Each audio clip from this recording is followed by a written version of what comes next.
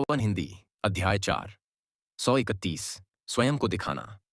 Listen ने एक क्षण रुककर कहा, मुझे लगता है कि हमें इस समुद्री बाजार में उच्च श्रेणी के समुद्री आयामी जीवन रूप का मांस मिल जाना चाहिए, जिसे आप पहले चाहते थे। यह सुनकर लिन युआन की आंखें चमक उठीं। उसने डायमंड फेस स्टोरेज बॉक्स से राजसी आकाश शहर के पैटर्न के साथ उकेरा हुआ एक मुखौटा निकाला और उसे अपने चेहरे पर लगाते हुए कहा, जिस रात तुम वापस आओगे उसी रात चेंग परिवार तुम्हारे पीछे पड़ जाएगा। बड़े भाई लियू और मैं अगली सुबह जल्दी ही Listening Heron Chamber of Commerce की पुरानी हवेली में आपसे मिलने आएंगे और आप हमें इंडिगो एज्योर सी मार्केट ले जाएंगे। जैसे ही लिन युआन ने यह कहा, रक्तबीज की माँ, अंतहीन ग्रीष्म और लियू जी सभी ने अपने चेहरे पर बादलों के पैटर्न के साथ उत्कीर्ण एक अजीब मुखौटा लगा लिया। उस समय लिन युआन के मुखौटे के पीछे की आंखों में एक ऐसी तीक्ष्णता दिखी जो पहले कभी नहीं दिखी थी। अब समय आ गया था कि स्काई सिटी, जो पहले कभी सामने नहीं आई थी, प्रमुख गुटों के कानों तक पहुंचे। विभिन्न प्लैटिनम परियों और पौधों से सजे एक अध्ययन कक्ष में एक अधेड़ उम्र का आदमी, जिसकी आंखें भयावह थीं, मेज के सामने खड़ा था। अचानक उसने उस युवक को बुरी तरह से लात मारी, जो उसी की तरह भयावह निगाहों से जमीन पर घुटनों के बल बैठा था, और कुर्राया, मैं चेंग जियांगलियू, तुम्हारे जैसा मूर्ख बेटा कैसे पा सकता हूं। जिस युवक को अधेड़ उम्र के व्यक्ति ने लात मारी थी, उसने अपना सिर नीचे कर लिया और कुछ भी कहने का साहस नहीं कर सका। उस समय अधेड़ उम्र के व्यक्ति के बगल में खड़े एक बूढ़े व्यक्ति ने दिल दुखाते हुए युवक की ओर देखा और कहा, मास्टर, वेनबो को पहले से ही अपनी गलती पता है। इसके अलावा एक विशेषज्ञ जो बिना किसी उछाल के एल्डर न्यू को मार सकता है, वह कम से कम एक सम्राट श्रेणी का है। आपके लिए वेनबो को दोष देना बेकार है। बूढ़े आदमी की पीठ सीधी थी और वह देवदार की तरह आभा के साथ बोल रहा था। जब जमीन पर खड़े युवक ने बूढ़े की बातें सुनी तो उसने जल्दी से कहा, पिताजी, दादाजी जियाओ ने जो कहा उसे सुनिए। अगर सम्राट श्रेणी के किसी विशेषज्ञ ने वास्तव में एल्डर न्यू पर हमला किया होता तो मैं क्या कर सकता था। इसके अलावा मैंने एल्डर न्यू से लिसन पर हमला करने के लिए कहा, क्योंकि आपने कहा था कि आपके पक्ष में दूसरे युवा मास्टर का समर्थन है और मैं आपके द्वारा दिए गए मिशन को जल्दी से पूरा करना चाहता था। ऐसा इसलिए है ताकि हमारे तीसरे वंश की कड़ी मेहनत का फल इतने सालों के बाद मिल सके। जब दुष्ट आंखों वाले अधेड़ उम्र के व्यक्ति झेंग जियांगलियू ने सुना कि उसका बेटा इतना बोल सकता है और इतने बहाने ढूंढ सकता है, तो वह वास्तव में उसे एक और लात मारना चाहता था। फिर भी जब उसने बात का हिस्सा सुना तो उसने खुद को रोक लिया। झेंग परिवार का तीसरा वंश कई वर्षों से लगातार तटीय संसाधनों को इकट्ठा कर रहा था, लेकिन संसाधनों को वास्तव में विकसित करने का साहस नहीं कर पाया था। इसके कारण झेंग परिवार के तीसरे वंश का अन्य 3 वंशों द्वारा दमन भी किया गया। उनके बेटे ने एल्डर न्यू को लिसन पर हमला करने की अनुमति इसलिए दी थी ताकि तीसरी वंशावली को जल्द से जल्द इंडिगो एच्योर सिटी के तटीय संसाधनों पर पूरा नियंत्रण मिल सके। वह खुद भी ऐसा ही करता।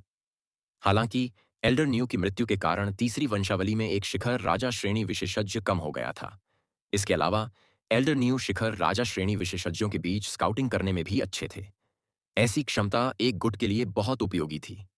जेंग जियांगलियू के लिए ऐसा नुकसान एक शीर्ष राजा श्रेणी के विशेषज्ञ को खोने से भी अधिक दुखद था। जेंग जियांगलियू ने सिर झुकाए हुए जमीन पर लेटे अपने बेटे की ओर देखा और नाक भौं सिकोड़ते हुए पूछा, क्या तुम्हें listening Heron Chamber of Commerce की पृष्ठभूमि के बारे में कुछ समझ है। जेंग वेनबो एक पल के लिए स्तब्ध रह गए जब उन्होंने अपने पिता का सवाल सुना, लेकिन फिर अपना सिर हिलाया और जवाब दिया, listening Heron Chamber of Commerce की कोई पृष्ठभूमि नहीं है। अगर ऐसा होता तो iron wall chamber of commerce द्वारा इसे कैसे खेला जा सकता था। उनके ऑनलाइन और ऑफलाइन संसाधनों को बिना किसी प्रतिरोध के खत्म कर दिया गया है। शाही राजधानी से इंडिगो एच्योर सिटी तक वापस आने के बाद भी जेंग वेनबो ने यह नहीं सोचा था कि एल्डर न्यू की मृत्यु listening Heron Chamber of Commerce के हाथों हुई थी। हालांकि जेंग वेनबो को स्पष्ट रूप से याद था कि iron wall chamber of Commerce के बी चेंगहू एंड बी चेंग अक्सियोंग ने उन्हें बताया था कि listening Heron Chamber of commerce को एक समर्थक मिल गया है। उन्हें लगा कि listening Heron Chamber of commerce झूठ बोल रहा था। अन्यथा बी चेंग हू और बी चेंग अक्सियोंग को बहुत पहले ही आपदा का सामना करना पड़ा होता और एल्डर न्यू की बारी नहीं आती। जब झेंग जियांगलियू ने अपने बेटे की बातें सुनी तो उन्हें पता चला कि उनके बेटे ने शाही राजधानी की यात्रा में कुछ भी नहीं किया था। उसके बगल में बैठा शीर्ष राजा श्रेणी का विशेषज्ञ मर चुका था, फिर भी उसे यह भी नहीं पता था कि उसने किसका अपमान किया है। एल्डर न्यू की मृत्यु वास्तव में व्यर्थ ही हुई थी। लिसन रॉयल कैपिटल से इंडिगो एच्योर सिटी लौट आया है। वह अब listening Heron Chamber of Commerce की पुरानी हवेली में है। जिस व्यक्ति को मैंने 3 घंटे पहले वहां भेजा था वह अभी तक वापस नहीं आया है। सुनो, हालांकि वह अभी भी जीवित और स्वस्थ है। जेंग जियांगलियू के शब्दों ने जेंग वेनबो की पुतलियां सिकुड़ने पर मजबूर कर दिया।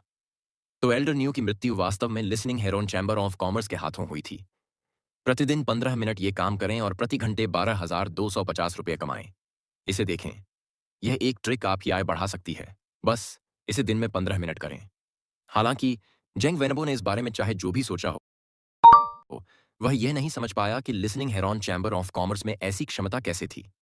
उन्हें iron wall chamber of Commerce के रौंदने का सामना क्यों करना पड़ा। हालांकि सभी तथ्य सामने थे और जेंग वेनबो को उन पर विश्वास करना पड़ा। सीधी पीठ वाले बूढ़े व्यक्ति ने अचानक कहा, मास्टर, आप मुझे यह परीक्षण करने क्यों नहीं देते कि यह listening Heron Chamber of commerce कितना मजबूत है।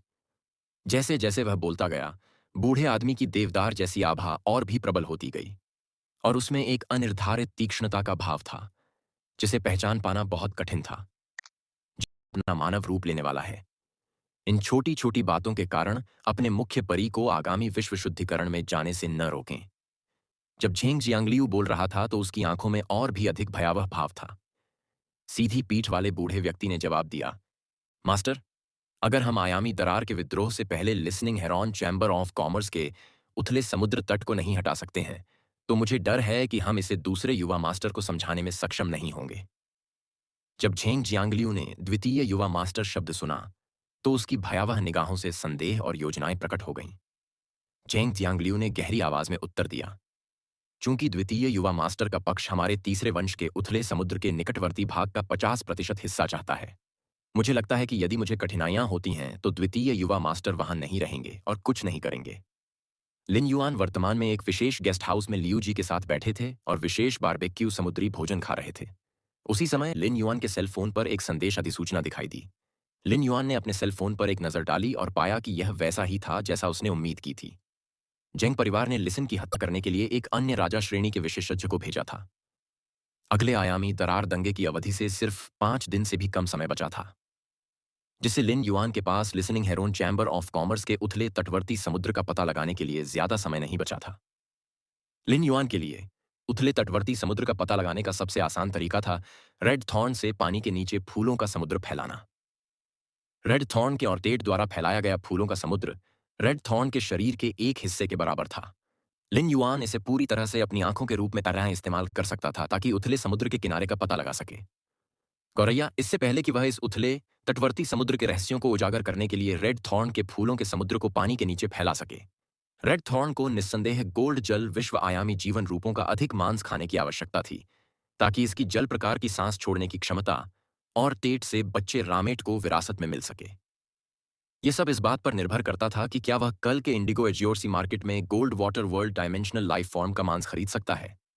लिन युआन अगले दिन इंडिगो एजियोर्सी मार्केट का इंतजार कर रहा था। उसे सोने से पहले आवश्यक संसाधन जुटाने थे। प्रत्येक इंडिगो एजियोर्सी मार्केट इंडिगो एजियोर सिटी के 10 वर्षों का संचय था, जो समुद्र के किनारे एक विशाल शहर है। इसलिए अगर इंडिगो एजियोर्सी मार्केट में कोई कीमती पेय या दुर्लभ आध्यात्मिक सामग्री होती और उसे कोई मोल तोल करने की चिप्स नहीं मिलती तो यह लिन युआन के लिए शर्मनाक होता। उस समय उसने देखा कि लियू जी, जो चारकोल ग्रिल्ड ऑक्टोपस बॉल्स खा रहा था, और भी अधिक भौहें सिकोड़ रहा था।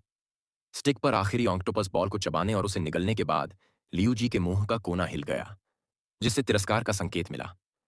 यह देखकर लिन युआन ने जल्दी से पूछा, बड़े भाई लियू, क्या कोई समस्या है? लियू जी ने पहले सिर हिलाया और फिर सिर हिलाया। इसके तुरंत बाद लियू जी ने जवाब दिया, स्टोर के मालिक ने इस ऑक्टोपस बॉल में कुछ समुद्री शैवाल मिलाया है। अगर समुद्री शैवाल को पानी में उबाला जाता तो सॉस में डुबाने के बाद इसका स्वाद बेहतर होता, लेकिन इस ऑक्टोपस बॉल में ऑक्टोपस की चर्बी के अलावा स्टोर के मालिक ने कुछ लार्ड भी मिलाया है, जो समुद्री शैवाल की ताजगी को मछली जैसा बना देता है। इसके अलावा ऑक्टोपस बॉल में ऑक्टोपस टेंटिकल्स बहुत ज्यादा कटे हुए हैं, चबाने पर यह अल डेंटे नहीं है। इसके अलावा बारबेक्यू ब्रश की शहद सॉस में फ्लावर स्पॉट बी के शहद में स्पष्ट रूप से बहुत अधिक पानी मिलाया गया है, जिसके परिणाम स्वरूप शहद सॉस पर्याप्त रूप से नरम नहीं बन पाया है। लिन युआन को लियू जी की इतनी बातें सुनकर झटका लगा। यह विशेष गेस्ट हाउस इंडिगो एजियोर सिटी में बहुत प्रसिद्ध था और विशेष बारबेक्यूड सीफूड भी इसका खास व्यंजन था। हालांकि यह उतना अच्छा नहीं लगा जितना कि लियू जी ने हवेली के अंदर मांस की कटारें पकाई थीं, फिर भी यह ठीक था। लियू जी एक बेहतरीन शेफ थे। आखिरकार वे ऑक्टोपस बॉल्स को चखकर ही उनमें बहुत सारी कमियां ढूंढ लेते थे, कितनी अच्छी जीभ थी उनकी। उस समय लिन युआन ने देखा कि महिला बॉस का हाथ जम गया था, जो उसकी मेज के पास खड़ी थी और दूसरी मेज पर बैठे ग्राहकों को स्नो क्लैम सूप परोस रही थी। जाहिर है, इस महिला बॉस ने उनकी चर्चा सुन ली थी और उसके चेहरे पर गर्मजोशी भरी मुस्कान थोड़ी जम गई थी।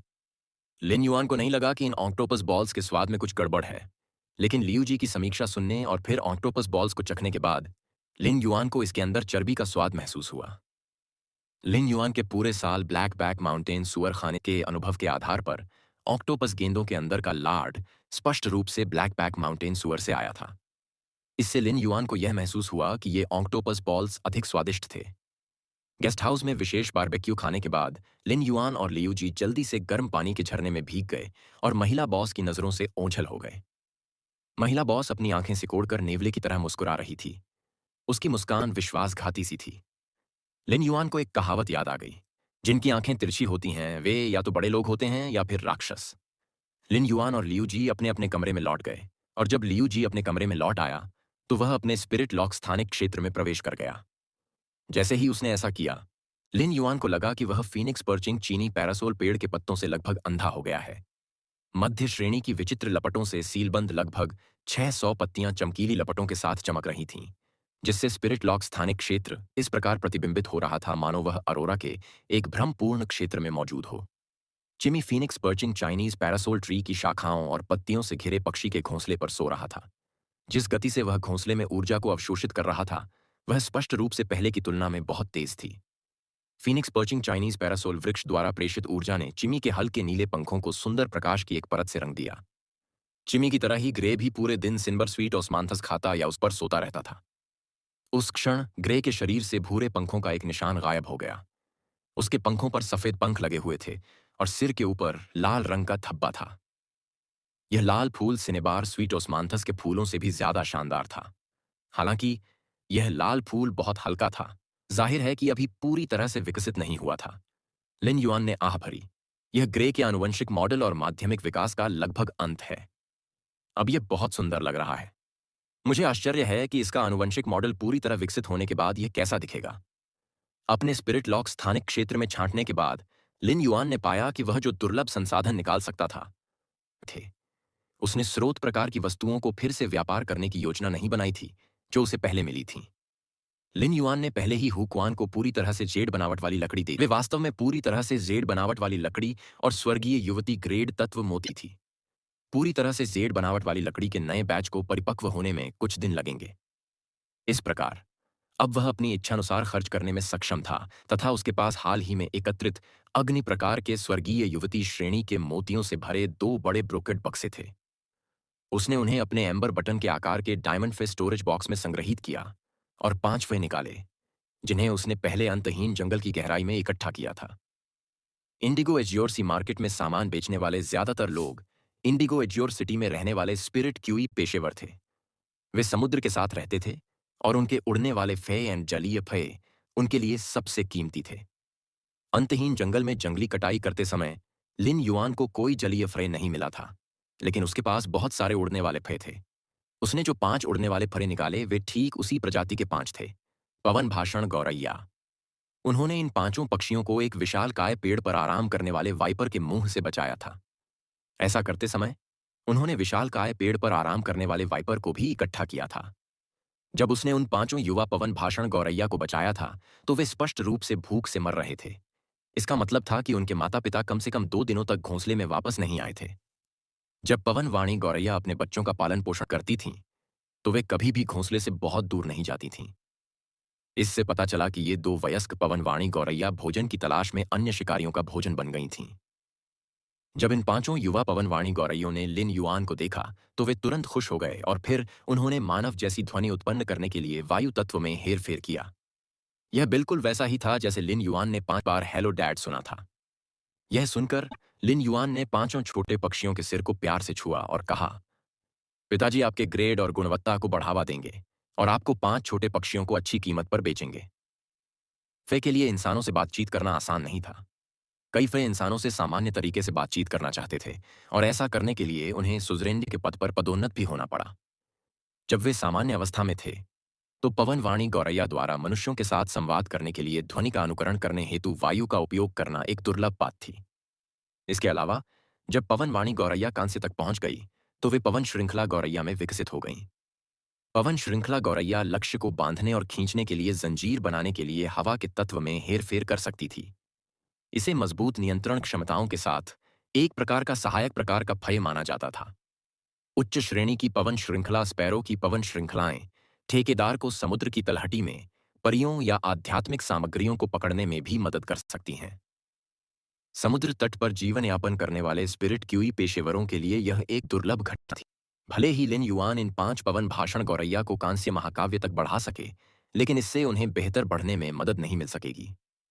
इसलिए 5 अच्छे मालिकों और उनके लिए 5 उपयुक्त इच्छा शक्ति रूनों को ढूंढना भी इन 5 पवन वाणी गौरैया के लिए सबसे अच्छा भविष्य खोजने का एक तरीका था। लिन युआन ने अपनी आध्यात्मिक शक्ति को प्रवाहित किया और उनके शरीर में बड़ी मात्रा में आत्मा क्यूई इंजेक्ट की। जब इन 5 पवन भाषण गौरैया के ग्रेड लगातार बढ़ते रहे और वे एलीट एपिक तक पहुंच गए, तो लिन युआन ने पाया कि जब उसने इन 5 छोटे बच्चों को उठाया तो उसकी हथेली थोड़ी भीड़-भाड़ वाली थी। उनके पंख वास्तव में बहुत खूबसूरत नहीं थे। उन सभी के पंख हल्के हरे रंग के थे और उनकी पीठ पर एक काली रेखा थी। जब लिन युआन ने इन 5 पवन वाणी गौरैया के अभिजात वर्ग से कांस्य तक के ग्रेड को तोड़ा, तो उनमें तेजी से कायापलट हुआ। लिन युआन ने देखा कि उसकी हथेली पर 5 में से 4 छोटे बच्चे अभी भी हल्के हरे रंग के थे, लेकिन उनके शरीर पर पंख हड्डियों की प्लेटों की तरह मजबूत हो गए थे। उनकी तीखी चोंच और पंजे भी और भी तीखे हो गए थे। उनकी पीठ पर काली रेखा से पंखों की एक पंक्ति उग आई थी जो चाकू की धार की तरह उनकी गति को बहुत बढ़ा सकती थी। हालांकि पवन भाषण गौरैया में से एक का शरीर अचानक सफेद हो गया जब वह कांस्य तक पहुंच गई, जबकि उसके शरीर का बाकी हिस्सा बाकी 4 पवन श्रृंखला गौरैया से बहुत अलग नहीं था। लिन युआन जानता था कि इस पवन भाषण गौरैया ने पदोन्नति के समय उत्परिवर्तित किया था। उन्होंने इन 5 नन्हे जीवों के ग्रेड और गुणवत्ता को कांस्य एक्स एपिक तक बढ़ाया और सफेद विंड चेन स्पैरो की विशेषता की जांच के लिए मॉर्बियस के ट्रू डेटा का उपयोग हुए। विंड नेट स्पैरो फे प्रजाति प्लॉसिडे स्पैरो फे ग्रेड कांस्य 10 में 10 फे प्रकार हवा फी क्वालिटी महाकाव्य। विशेषताओं की जांच करने के बाद लिन युआन को एहसास हुआ कि पवन श्रृंखला गौरैया एक पवन जाल गौरैया में परिवर्तित हो गई थी। उनकी राय में उन्हें यकीन नहीं था कि इस तरह के उत्परिवर्तन को अच्छा या बुरा कहा जाना चाहिए। हालांकि इसके लाभ नुकसान से ज्यादा होने चाहिए। अपने ग्रेड के अनुसार विंड चेन स्पैरो आमतौर पर नियंत्रण और हमला करने के लिए अपने ग्रेड के अनुसार अलग अलग संख्या में विंड चेन बना सकता है। हालांकि स्टोम चेन से बना एक विंड नेट फेंक सकता है। पवन जाल के बड़े क्षेत्र के बावजूद यह पवन श्रृंखला की तुलना में कम शक्तिशाली था। फिर भी समुद्र में परियों को पकड़ने के लिए पवन जाल स्पैरो निस्संदेह पवन श्रृंखला स्पैरो की तुलना में अधिक व्यावहारिक था। लिन युआन ने इन 4 विंड चेन स्पैरो और एक विंड नेट स्पैरो के लिए सामने आए 3 में से सबसे उपयुक्त विशेष कौशल को चुना। फिर उसने अपना हाथ खींचा और ये 5 छोटे बच्चे आसमान में उड़ गए। लिन युआन ने पाया कि वे एक ही तरह से उड़ रहे थे। पंख इतनी तेजी से फड़फड़ा रहे थे कि उसकी आंखें केवल छाया का एक बादल देख पा रही थीं, और उसने कुछ ऐसा देखा जिसने उसे अचंभित कर दिया। 5 छोटे लड़के हवा के तत्व का उपयोग करके मानव आवाज की नकल करके आकाश में झगड़ रहे थे। लिन युआन को थोड़ा चक्कर आ रहा था। उन्होंने गाली देना कहां से सीखा? क्या यह मात्र आनुवंशिकी थी? उसने जल्दी से उन्हें डायमंड फेयर स्टोरेज बॉक्स में रख दिया। वह शुरू में इन 5 बच्चों के लिए एक ही खरीदार ढूंढना चाहता था ताकि वे अलग न हो जाएं। लेकिन अब ऐसा लग रहा था कि वह बस बहुत ज्यादा सोच रहा था। इन 5 छोटे बच्चों के बीच कोई गहरा रिश्ता नहीं था। भोजन को लेकर घोंसले में कितनी शिकायतें जमा हो गई थीं। यदि लिन युआन ने इसे तुरंत नहीं रोका होता, तो ये 5 छोटे साथी शायद एक बड़ी लड़ाई शुरू कर देते। जब लिन युआन स्पिरिट लॉक स्थानिक क्षेत्र से बाहर निकला, तो उसने पाया कि इंडिगो एज्योर सिटी के आसमान में सूरज उगाया था। वह इंडिगो एज्योर सिटी के गेस्ट हाउस के भीतर नमी को स्पष्ट रूप से महसूस कर सकता था।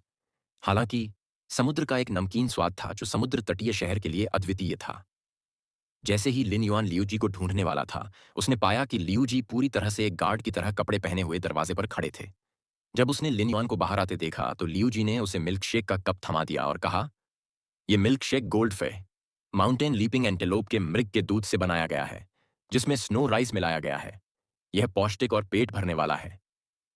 यह गेस्ट हाउस में मिलने वाले सीफूड पोरियट से कहीं बेहतर है। मैंने अभी देखा कि सीफूड पॉरिएट में से सीप का मांस कम से कम कल रात ही निकाल लिया गया था और अब वह ताज़ा नहीं है। जब लियू जी बात कर रही थी, लिन युआन ने देखा कि तिरछी नज़र वाली महिला बॉस और तिरछी नज़र वाले बॉस ने एक दूसरे को देखा। जब महिला बॉस ने ग्राहक के लिए कांजी डाली, तो उसने जानबूझकर सीप के मांस के कुछ अतिरिक्त टुकड़े डाल दिए। इससे लिन युआन को थोड़ा अजीब लगा। लियू जी के साथ गेस्ट हाउस से जल्दी से निकलने के बाद लिन युआन और लियू जी एक उड़ती हुई परी द्वारा listening Heron Chamber of Commerce की पुरानी हवेली की ओर चल पड़े। वे दोनों हुक्वान के अजीब मुखौटे पहने हुए थे जो पूरी तरह से जेड बनावट वाले लकड़ी के रेशम के धागों से बने थे। वुडवीविंग हाउस सेंटीपीड के शरीर से संसाधित पूरी तरह से जेड बनावट वाले लकड़ी के रेशम के धागे पूरी तरह से जेड बनावट वाली लकड़ी के गुणों से कुछ अलग हो गए थे। पूरी तरह से जेड बनावट वाली लकड़ी स्पिरिट क्यूई के बिना भी एक हल्की जेड बनावट वाली चमक उत्सर्जित करेगी। इसके विपरीत वुड वीविंग हाउस सेंटीपीड के शरीर में उत्पादित पूरी तरह से जेड बनावट वाले रेशम के धागे स्पिरिट क्यूई की कम सांद्रता में महत्वपूर्ण रूप से नहीं बदलेंगे। जब स्पिरिट क्यूई की उच्च सांद्रता की बात आई, तो वुड वीविंग हाउस सेंटीपीड के शरीर से उत्पादित पूर्णतः जेड बनावट वाले रेशमी धागे में स्वयं पूर्णतः जेड बनावट वाली लकड़ी की तुलना में अधिक मजबूत जेड बनावट वाली चमक थी। उस समय लिन युआन ने अचानक रक्त बीज की मां की अजीब लेकिन सुखद आवाज सुनी। इंडिगो एज्योरसी मार्केट में रक्त ऊर्जा वाली अधिक आध्यात्मिक सामग्री खरीदने में मेरी मदद करें। मैं जल्द से जल्द मिथक 3 की ओर बढ़ने जा रहा हूं। यह सुनकर लिन युआन ने बिना किसी हिचकिचाहट के जवाब दिया, ठीक है, मुझे बताएं कि क्या आपको इंडिगो एज्योरसी मार्केट में कोई पसंद है। वह स्वाभाविक रूप से रक्तबीज की मां के अनुरोध को अस्वीकार नहीं करेगा। उसे याद आया कि मिथक 2 में प्रवेश किए हुए समय नहीं बीता था। इतने कम समय में रक्तबीज की माता वास्तव में मिथक 3 तक पहुंचने की तैयारी कर रही थी। क्या यह थोड़ा ज्यादा तेज नहीं था? रक्तबीज की मां लिन युआन के बालों के बीच छिप गई और उसने एक निर्णय लिया। जैसे ही लिन युआन ने अपना निजी गुट बनाना शुरू किया, रक्तबीज की मां ने पाया कि यह अभी भी थोड़ा कमजोर था। मिथक डा और मिथक टाई के बीच एक स्पष्ट अंतर था। इसे केवल तभी मारा जा सकता था जब इसका सामना मिथक काय के दुश्मन से होता। हालांकि जैसा कि लिन युआन ने लगातार अपने गुट का विकास किया, एक दिन ऐसा भी आ सकता था कि सभी दुश्मन शिखर सम्राट श्रेणी के विशेषज्ञ बन जाएं। यदि यह अभी भी इस स्तर पर था, तो यह लिन युआन की मदद नहीं कर सकता था या पथ रक्षक के रूप में कर्तव्यों का पालन नहीं कर सकता था। रक्त बीज की माता के पास हमेशा एक रहस्य था। वह रक्त ऊर्जा को असीमित रूप से खाकर अपनी शक्ति बढ़ा सकती थी। यही कारण था कि मदर ऑफ ब्लड बैथ लंबे समय तक डायमंड फैंटेसी वी नहीं रह पाई और सीधे मिथ आई तक पहुंच गई। इस तरह की प्रगति ने विश्व सफाई के तहत इसे लगभग नष्ट कर दिया था। इस दर्दनाक सबक ने मदर ऑफ ब्लड बैथ को, जो कि एंडलेस समर से भी ऊंचा था, पीछे धकेल दिया था। अब जबकि एंडलेस समर मिथ 3 पर था, तो उसके पास यह देखने का मौका हो सकता है कि क्या वह एंडलेस समर की मदद से विश्व शुद्धिकरण को पार कर सकता है और मिथ 3 तक आगे बढ़ सकता है। अगर यह मिथक 3 तक पहुंचने में सफल हो जाता, तो यह रक्त क्यूई ऊर्जा को तेजी से निगलकर एक शीर्ष मिथक नस्ल भय बन सकता था। यह एक शीर्ष समश्रेणी के विशेषज्ञ की डिग्री भी थी। उस समय यह रक्त कानून को रक्त की दुनिया में पोषित करने के लिए योग्य होगा। एक मिथक नस्ल के शरीर के साथ यह सृष्टि पर अपना हाथ रख सकेगा। यह एक सृजन नस्ल बन जाएगा। रक्त रेखा। सुबह सुबह इंडिगो एजियोरसी मार्केट में लिन युआन ने चांद सफेद स्पिरिट क्यूई कपड़े पहने हुए थे जो बहुत साधारण लग रहे थे। केवल कुछ सूक्ष्म डिजाइन ही इसकी विशिष्टता को उजागर कर रहे थे। करीब से देखने पर उसने पाया कि यह चांद सफेद आत्मा क्यूई वस्त्र चांद सफेद चावल के कई मोतियों से बंधा हुआ था। इन चावल के मोतियों को एक साथ लपेटकर 5 तरह के पैटर्न बनाए गए थे। जब लिन युआन ने हु क्वान को पूरी तरह से जेड टेक्सचर्ड आध्यात्मिक सामग्री दी थी, तो उस शुरुआती बैच में सफेद चंदन की एक लंबी पट्टी थी जो बहुत छोटी थी। हु क्वान सिर्फ एक जोड़ी चॉपस्टिक ही बना सकता था। इस प्रकार यह पूरी तरह से जेड टेक्सचर्ड सफेद चंदन पीछे रह गया था। वेन्यू ने कुछ समय पहले ड्रैगन फीनिक्स लैंडस्केप कार्प को mountain river eternal life carp में बदलते देखा था और शायद उन्हें इससे कुछ प्रेरणा भी मिली थी। उन्होंने शेष पूर्णतया जेड बनावट वाले सफेद चंदन और गर्म रेशम को लिया था और चंद्रमा सफेद स्पिरिट क्यूई कपड़ों के इस सेट को बनाने के लिए फीनिक्स लैंडस्केप कार्प पर 6 भाग्य पैटर्न में से 5 को चुना था। यह लिन युआन पर असामान्य रूप से शांत दिख रहा था। साथ ही इसने उसकी युवावस्था को सुंदर बना दिया। लिन युआन ने अपने सामने और बहुत सारे स्टॉल देखे और खुद को थोड़ा सा आह भरने से रोक नहीं पाया। इंडिगो एजियोरसी मार्केट में वाकई बहुत सारे स्टॉल थे। ये दुकानें भूल भुलैया की तरह थीं कि एक साथ चिपकी हुई थीं। इस समुद्री बाजार से बाहर निकलने में पता नहीं कितना समय लगेगा। लिन युआन ने सोचा था कि इंडिगो एज्योर सी मार्केट ज्यादातर व्यापारिक बाजारों की तरह होगा, जो गंदे और शोरगुल वाले होते हैं। हालांकि ये इंडिगो एज्योर सी मार्केट न केवल साफ सुथरा दिखता था, बल्कि इसमें कोई अजीब गंध भी नहीं थी। हालांकि उसे कुछ भी अजीब गंध नहीं आई, लेकिन लिन युआन ने अपनी बाहों में जो जीनियस पकड़ा था, उसने अपनी नाक सिकोड़ते हुए प्यार से कहा, युआना, यहाँ मछली की गंध बहुत तेज है। मैं सांस नहीं ले पा रहा हूं। लिन युआन ने जल्दी से डायमंड फेस स्टोरेज बॉक्स से एक पुदीने का पत्ता निकाला, अपनी उंगली से उसका रस निकाला और उसे जीनियस की नाक पर रख दिया। जब लिस ने जीनियस की बातें सुनी और देखा कि लिन युआन अपनी नाक हिला रहा था, जैसे कि वह मछली की गंध को पहचान रहा हो जिसके बारे में जीनियस बात कर रहा था, तो उसने समझाया, इंडिगो एज्योर सी मार्केट इंडिगो एज्योर सिटी का हर दशक का सबसे बड़ा आधिकारिक आयोजन है। इस प्रकार इंडिगो एज्योर गार्ड्स पहले से ही आयोजन स्थल की व्यवस्था कर देंगे और शेलफिश वेपर कोरल को खुलने से पहले शेलफिश वेपर छोड़ने देंगे। इससे इंडिगो एज्योर सी मार्केट में खरीद, बिक्री और व्यापार करने वाले स्पिरिट क्यूई पेशेवरों पर असर पड़ता है और उन्हें किसी भी तरह की गंध महसूस नहीं होती है। अधिकांश फे में स्पिरिट क्यूई पेशेवरों की तुलना में गंध की अधिक विकसित भावना होती है और शेलफिश वाष्प कोरल के शेलफिश वाष्प के खिलाफ उनकी प्रतिरक्षा अधिक मजबूत होती है, इसलिए वे बाजार में मौजूद चीजों को सूंघ सकते हैं। लिसन की व्याख्या सुनने के बाद लिन युआन को लगा कि इंडिगो एज्योर सिटी के अधिकारी वास्तव में प्रतिभाशाली थे। हालांकि इसमें और नाक से सांस लेने के बजाय गंदगी से भरी जगह में गंध महसूस करने से डरने में क्या अंतर है। लिन युआन ने जीनियस की बीमार शक्ल को देखा और उसे स्पिरिट लॉक स्थानिक क्षेत्र में वापस रख दिया। उसे समझ नहीं आया। जीनियस स्पष्ट रूप से एक बिल्ली प्रजाति का फी था, लेकिन उसे कभी मछली खाना पसंद नहीं था। जब भी उसे मछली की गंध आती तो वह दूर छिप जाता। इसके विपरीत उसे ब्लैक बैक माउंटेन सुअर का मांस बहुत पसंद था। तभी अचानक उसे कई तेज फुफकारने की आवाजें सुनाई दीं। आवाज का स्रोत उसके कानों से ज्यादा दूर नहीं था। लिन युआन ने आवाज की दिशा में देखा और देखा कि 3 रक्तलाल सांप प्रजाति के परी एक लोहे के पिंजरे में बंद थे। वे अपने शरीर से लोहे के पिंजरे पर जोर जोर से वार कर रहे थे। हालांकि ऐसा करते समय हालांकि आवाज बहुत तेज थी, लेकिन लोहे के पिंजरे को कोई नुकसान नहीं पहुंचा। 3 रक्तलाल सांप प्रजाति के परियों के विक्रेता ने जल्दी से किनारे पर रखा पत्थर का कटोरा उठाया और उसमें भरा पीला पाउडर परियों पर छिड़क दिया। इस पीले पाउडर को महसूस करते ही तीनों रक्तलाल सांप प्रजाति के परी तुरंत थक गए और उनकी फुफकारने की आवाज बहुत कमजोर हो गई। लियू जी ने आह भरते हुए कहा, उसने वास्तव में इन 3 लाल पानी के खूनी सांपों पर छिड़कने के लिए रियलगर का इस्तेमाल किया था। उनके जैसे परी जो जीवित रहने के लिए रक्त ऊर्जा पर निर्भर हैं, वे रियलगर से सबसे अधिक डरते हैं। बड़ी मात्रा में रियलगर पाउडर लाल जल रक्त सांपों की जड़ों को क्षण भर में ही नुकसान पहुंचा सकता है। अब इतनी बड़ी मात्रा में रियलगर 3 बार छिड़कता है, तो मुझे डर है कि ये 3 युवा लाल जल रक्त मर जाएंगे। लिन युआन ने भौहें सिकोड़ी। रियलगर लाल जल रक्त सांपों के शल्कों के माध्यम से उनके रक्त में प्रवेश कर जाता था। वे ऐसे फे थे जो रक्त पर जीवित रहते थे और उनके रक्त में रियलगर का विलय अन्य सांप फे पर केवल दमनकारी प्रभाव डाल सकता था, लेकिन यह लाल जल रक्त सांप के लिए घातक था। जाहिर है, यह विक्रेता कोई क्रिएशन मास्टर नहीं था और रेड वाटर ब्लड स्नेक जैसे जीवों के बारे में ज्यादा नहीं जानता था। विक्रेता ने शायद उन्हें जंगल में पकड़ा था और वह इंडिगो एज्योर्सी मार्केट के लिए बिल्कुल सही समय पर पहुंचा था। नतीजतन उसने उन्हें इंडिगो एज्योर्सी मार्केट में बेच दिया। हाल पानी का खूनी सांप बहुत दुर्लभ था, लेकिन कुछ ही आत्मा क्यूई पेशेवर उन्हें अनुबंधित करने के लिए तैयार होंगे। उन्हें मजबूत बनाने के लिए पोषण देने के बाद उनके शल्क की सतह पर मजबूत रक्त थक्का बनाने वाले विष की एक परत होती थी।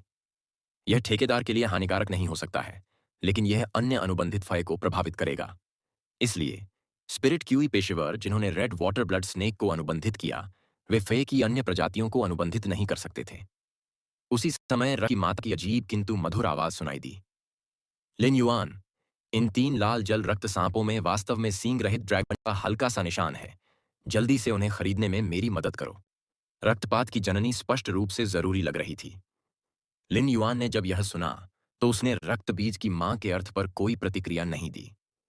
अगर इन 3 लाल पानी के रक्त सांपों में सींग रहित ड्रैगन रक्त रेखा होती, तो उन्हें खरीदना एक बढ़िया सौदा होता। यदि रक्तबीज की माता ने रक्त कानून रून को नहीं समझा होता, तो भले ही यहां रक्तबीज की माता की तुलना में उच्च श्रेणी के अन्य मिथक नस्ल के परी भी मौजूद होते। वे भी संभवतः इन 3 सांपों की सींग रहित ड्रैगन रक्त रेखा को नहीं समझ पाते, ठीक रक्तबीज की माता की तरह। यदि रक्तबीज की माता मिथक थ्रेटी को तोड़ना चाहती थी, तो निस्संदेह उसे बड़ी मात्रा में रक्त क्यूई ऊर्जा की आवश्यकता होगी। इन 3 लाल जल रक्त सांपों में रक्त ऊर्जा बहुत कम थी और निस्संदेह रक्तबीज की माता के लिए थोड़ी भी उपयोगी नहीं थी। क्या रक्तबीज की माता इन 3 रक्तबीजों को खरीदना चाहती थीं और उन्हें मसालेदार डंडियों की तरह खाना चाहती थी? मानो रक्तबीज की मां ने लिन युआन के अजीब लिया था। उसकी अजीबो-गरीब लेकिन मधुर आवाज ने लाचारी के भाव के साथ समझाया, मुझे उनकी रक्त ऊर्जा नहीं चाहिए। मैं उनका पालन पोषण करना चाहती हूं। यह सुनकर अचानक उसके मन में एक अजीब विचार कौन था। रक्तपात की जननी एक ही समय में 3 बुरे पतियों को पालने की योजना को अंजाम नहीं देने वाली थी, है ना? जननी, इन 3 लाल जल रक्त सांपों को पालने में कम समय नहीं लगेगा और उनके लिंग अज्ञात थे। क्या होगा अगर उसने अपने पतियों को बहनों की तरह बड़ा किया? हे भगवान, यह तो बहुत बड़ी क्षति है। उस समय लिन युआन ने रक्तबीज की मां को यह कहते हुए सुना, मैं अंततः उस विशेष कौशल का उपयोग कर सकती हूं जिसे मैंने मिथक नस्ल बनने के बाद समझा था। यह लिन युआन के लिए दूसरी बार था जब उसने रक्तबीज की माता से उसके विशिष्ट कौशल के बारे में सुना था। उसने पहले भी इसे लंबी पीठ वाले हंस की पीठ पर अपने विशेष कौशल का उल्लेख करते हुए सुना था। उस समय मदर ऑफ ब्लडबाथ ने कहा था कि यह अपने विशिष्ट कौशल के साथ छिपने में अच्छा था। लिन युआन ने ब्लडबाथ की मां के विशेष कौशल की जांच करने के लिए मॉर्बियस के सच्चे डेटा का उपयोग नहीं किया था। इस बार वह अपनी जिज्ञासा को दबा नहीं सका और इसका प्रयोग किया। फिनाम ने रक्तपात की जननी, फी प्रजाति, टारंटुला चेलिसेराटा, फिक्रेड, सुजरिन, 7/10, फे टाइप, रक्त क्वालिटी, मिथक 2, रक्त कानून, क्षमताएं, निष्पादन डंक, तीक्ष्ण चीलिसेरा के माध्यम से लक्ष्य के रक्त को नियंत्रित करने के लिए रक्त ऊर्जा को लक्ष्य में इंजेक्ट किया जाता है। सेनेलुओ की आंखें, मकड़ी की आंखें सीधे लक्ष्य के अंदर रक्त के केंद्र को देखती हैं और रक्त प्रवाह के आधार पर लक्ष्य की अगली गतिविधियों का अनुमान लगाती हैं। 8 दिशा रक्त, लक्ष्य के शरीर के अंदर रक्त को झटका दें और ठोस बना दें और लक्ष्य के शरीर को उसके 8 छिद्रों के माध्यम से रक्त के प्रवाह को नियंत्रित करते हुए रक्त के रूप में परिवर्तन का उपयोग करके नुकसान पहुंचाएं। मकड़ी रूप अनुलग्नक अपनी स्वयं की रक्त ऊर्जा को रक्त कोर में संघनित करता है, जो बाहरी दुनिया से होने वाले हमलों को अधिभारित कर सकता है। रक्त पकड़, लक्ष्य के शरीर में रक्त में हेरफेर करते समय यह रक्त प्रवाह के माध्यम से लक्ष्य के शरीर की गति को कुछ समय के लिए नियंत्रित कर सकता है। रक्तालिंगन, आसपास की रक्त ऊर्जा को अपने शरीर में समाहित कर लिया जाएगा। यह कुछ समय के लिए अपनी ताकत में सुधार करेगा और रक्त ऊर्जा के माध्यम से धीरे धीरे चोटों से उबर जाएगा। विशिष्ट कौशल, इच्छा मकड़ी का रूप, रक्त ऊर्जा के प्रति अपनी आत्मीयता को बढ़ाएं ताकि उसका शरीर अत्यधिक रक्त ऊर्जा को अस्वीकार न करे बल्कि रक्त ऊर्जा को संग्रहित करने के लिए इसे एक नई थैली में बदल दे। शुद्धिकरण के लिए रक्त ऊर्जा को भस्म करने के बाद रक्त ऊर्जा को सीधे उसके शरीर में अवशोषित किया जा सकता है।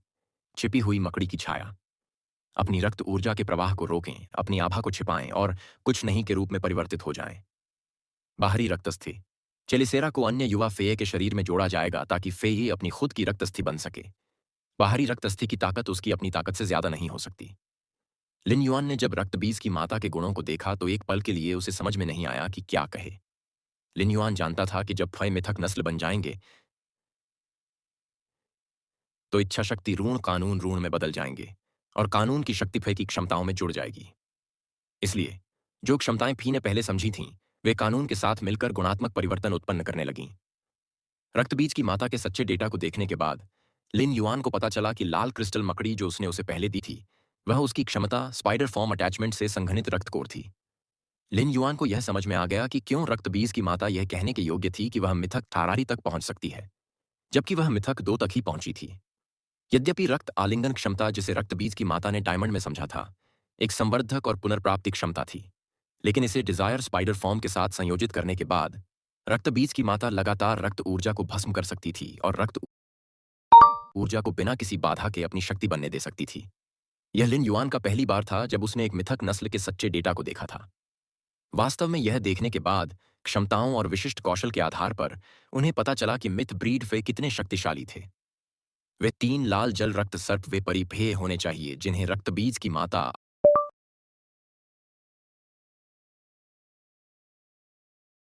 अपने बाह्य रक्त अस्थियों के पोषण के लिए उपयोग करने जा रही थीं।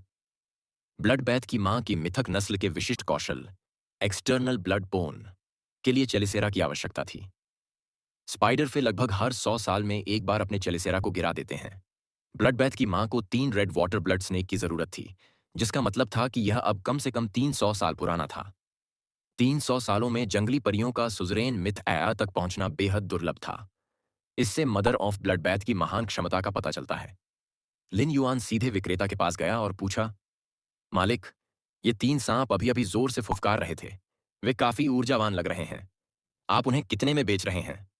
लिन युआन की बातें सुनकर विक्रेता की आंखें चमक उठीं। उसने अभी तक अपना व्यवसाय नहीं खोला था। विक्रेता ने जल्दी से लाल पानी के खूनी सांपों वाले लोहे के पिंजरे के बगल में बड़ी पानी की टंकी की ओर इशारा करते हुए कहा, मैं मुख्य रूप से गहरे समुद्र में पाए जाने वाले तितली के गोले बेचता हूं। देखो ये तितली के गोले कितने बड़े हैं। इनके अंदर के मोती अच्छी क्वालिटी के होने चाहिए। इन मोतियों को खोदने के बाद इन 2 तितली शैलों को पॉलिश किया जा सकता है और उनकी प्रगति की गति बढ़ाने के लिए उन्हें पानी प्रकार के फए पर लटका दिया जा सकता है।